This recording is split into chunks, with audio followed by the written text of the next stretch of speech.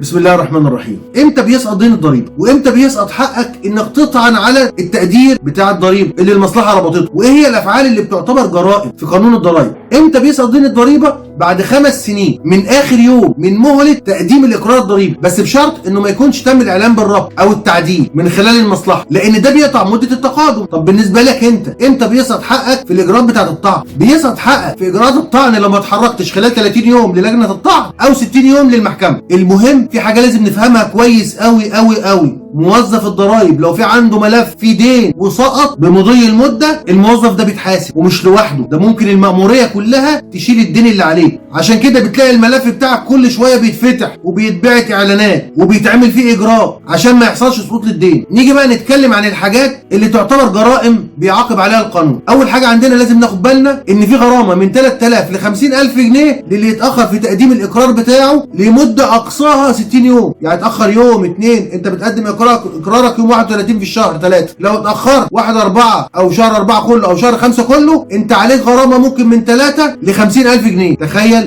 القانون بيقول كده. او قدمت بيانات غلط في الاقرار بتاعك، او جالك موظف المأمورية ورفضت تتعامل معاه، رفضت تديله الدفاتر، رفضت تديله مستندات معينه، بيعمل معاك محضر، ودي عقوبتها. وبتضاعف العقوبه دي 3 امثال، يعني من 9000 ل 150000 جنيه في حاله العود لو اتكررت المخالفه. ايه تاني؟ احنا قلنا ان في غرامه من 3000 ل 50000 لو اتاخرت خلال شهرين في تقديم الاقرار. طب لو اكتر من كده الغرامه بتكون من 50000 ل 2 مليون جنيه. يعني ممكن تقدم الاقرار بتاع سعادتك بعد شهرين ويوم يبقى عليه غرامه من 50000 ل 2 مليون جنيه، او طبعا لو ما قدمتش الاقرار خالص. ولو اتكرر الكلام ده بينه 3 سنين بيكون الغرامه اللي قلنا عليها والحبس اللي ممكن يوصل ل3 سنين، او احدى هذه العقوبتين، حبس او الغرامه. وفي برضه غرامه ثانيه من 20000 ل 100000 لو انت ما قدمتش للمأمورية التغييرات اللي حصلت على المنشأة، او ما سجلتش عمليه بيع او اي صفقه في الدفاتر، او لو ما فيش دفاتر اصلا، او الراجل ده مش ماسك حسابات اصلا، او لو ما بتصدرش الفاتوره الالكترونيه او الايصال الالكتروني، او بتطلعهم بس مش بالضوابط بتاعتهم.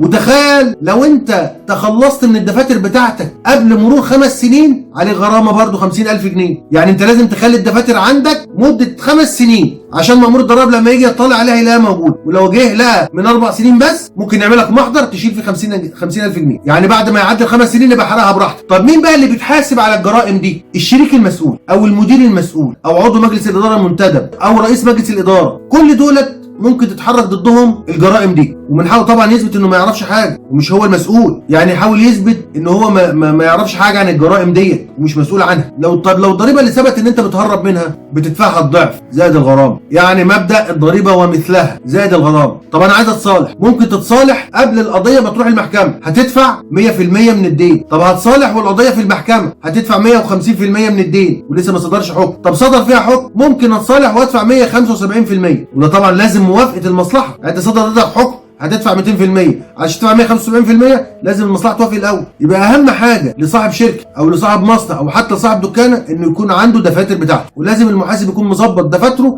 بالمليم. يا رب اكون فدتكم، والسلام عليكم ورحمه الله وبركاته.